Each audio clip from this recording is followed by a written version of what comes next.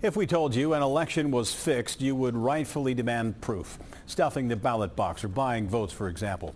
But there is another way to guarantee an election's outcome, which is not fixing in the classic sense. But it is something which can leave you feeling surprised and powerless. Local 12 News reporter Jeff Hirsh shows you an example. WYOMING was founded in 1874, and for the past 140 years, it's been in the same place on the map. You'd expect that. The geographical map, but not on the political map. Do you know what congressional district you're in? I have no idea. That's not surprising because this suburban community has been ping-ponged from one congressional district to another the past 3 decades. Why would a community be moved back and forth? You know, I think it depends on who's in power and where they want that community to fall.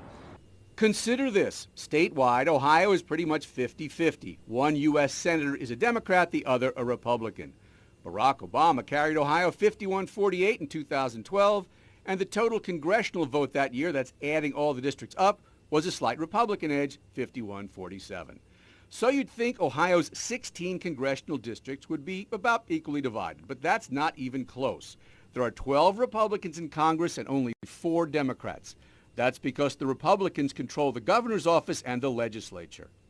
But whoever's in power at the time, at the state level where there's Republican or Democratic control, they are the ones who decide how to draw the districts. And so as a result, you end up with districts that may lean one way or another. Or they may fall one way or another. Right, exactly. Which is why a place like Wyoming gets moved a lot. Districts are redrawn every 10 years following the census. You live in Wyoming? I do, sir. Do you know what congressional district you are in? I believe the 9th. You're sure about that? It's 7th or the 9th. Actually, Wyoming is in the 2nd congressional district for now. In 1990, Wyoming was in District 1, the west side of town. In 1992, a power shift in Columbus shifted Wyoming to District 2, the east side.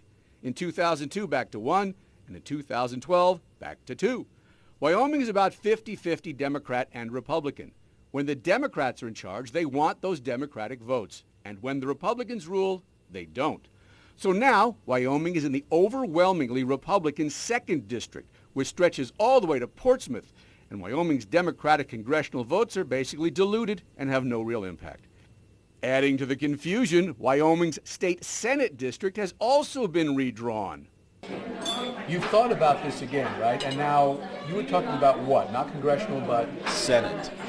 The term gerrymandering applies to what's been going on out here, the redrawing of districts into weird shapes. Now, gerrymandering is named after a governor of Massachusetts back in the 1800s named Elbridge Gerry. Well, back then, districts were redrawn. Some political wag, I guess somebody like me back then, said, you know what?